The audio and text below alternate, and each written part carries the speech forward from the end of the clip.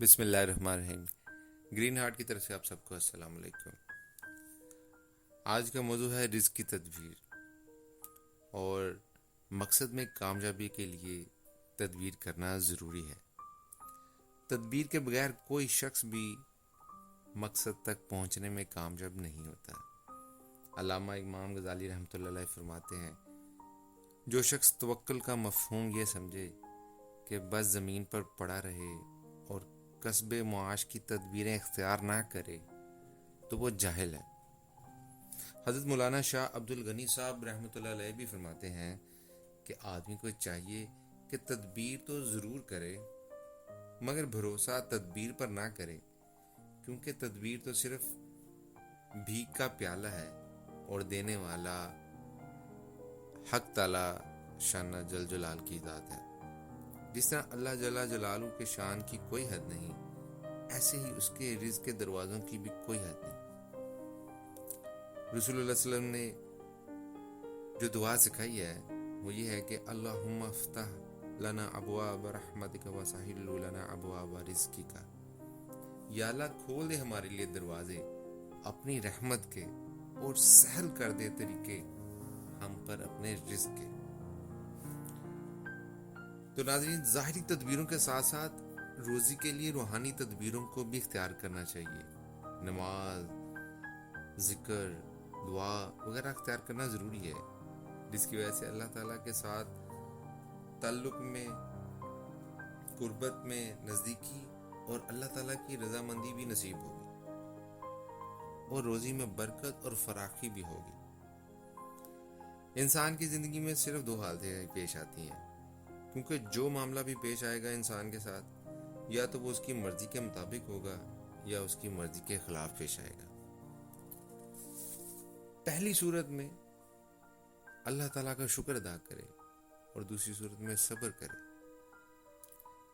رسول اللہ صلی اللہ علیہ وسلم نے فرمایا ہے کہ مومن کی شان عجیب ہے، اس کے تمام کام اس کے لیے خیر ہیں، اور یہ شان صرف مومن کے ساتھ ہی مخصوص ہے۔ چنانچہ اگر اس کی خوشی یعنی فراخی رزق، خوشحالی، چین اور توفیق اطاعت وغیرہ نعمتیں حاصل ہوں تو شکر کرتا رہے، بس یہ شکر اس کے لیے خیر ہے۔ اور اگر کوئی مصیبت یعنی فقر، مرض اور رنج وغیرہ پہنچے تو مومن صبر کرتا ہے، اور بس یہ صبر بھی اس کے لیے خیر ہے۔ تو یہ بات یہاں پہ سمجھنا بہت لازم ہے کہ صبر اور شکر دونوں اونچے درجے کے عمل ہیں اور دونوں پر ثواب ہوتا ہے، لیکن جو شخص کہ مومن کامل نہیں ہوتا، اس کو جب خوشی اور دولت ملتی ہے تو تکبر اور خلاف شرع باتیں کرنے لگتا ہے، اور اگر اس کو کوئی رنج یا نقصان پہنچتا ہے تو روتا ہے، چلاتا ہے، اللہ تعالیٰ کی ناشکری، شکایت، گلہ شکوہ اور اعتراض کرتا ہے۔ اور مومن کامل جو ہوتا ہے، اسے خوشی ملے یا غم ملے، وہ کہتا ہے الحمدللہ علی کل حال، ہر حال میں اللہ کا شکر ادا کرتا ہے۔ وہ کہتا ہے کہ یہ غم بھی اسی کی طرف سے ہے اور خوشی بھی اللہ کی طرف سے ہے۔ رسول اللہ صلی اللہ علیہ وآلہ وسلم نے فرمایا کہ جو کوئی سورہ واقعہ ہر رات کو مغرب کے بعد پڑھے، اس کو کبھی فاقہ نہ ہوگا۔ جو کوئی گھر میں داخل ہوتے وقت سورہ اخلاص پڑھے اور اس سے پہلے السلام علیکم کہے تو اللہ تعالیٰ اس کے گھر والوں کو غنی کر دیتا ہے۔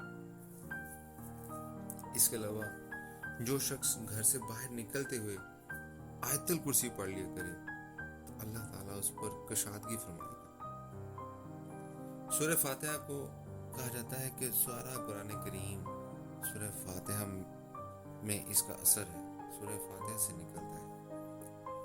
تو سورہ فاتحہ اخیر رات میں 41 مرتبہ پڑھنے سے اللہ کریم رزق کریم عطا فرماتا ہے، یعنی کہ محنت، بغیر محنت کے روزی ملتی ہے۔ رزق کریم کا مطلب ہے وہ رزق جس میں ہمیں بہت کم محنت کرنی پڑی. تو یہ سب چیزیں جو سی ہیں اللہ تعالیٰ نے، اللہ کے رسول نے ہمیں سکھلائی ہیں، ہمیں ان پر عمل کرنا چاہیے. آپ سب کا شکریہ، آپ نے اتنا اپنا قیمتی ٹائم دیا. آپ سے ریکویسٹ ہے کہ ہمارے چینل کو سبسکرائب کریں، ویڈیو کو لائک شیئر کریں. اللہ نگہبان.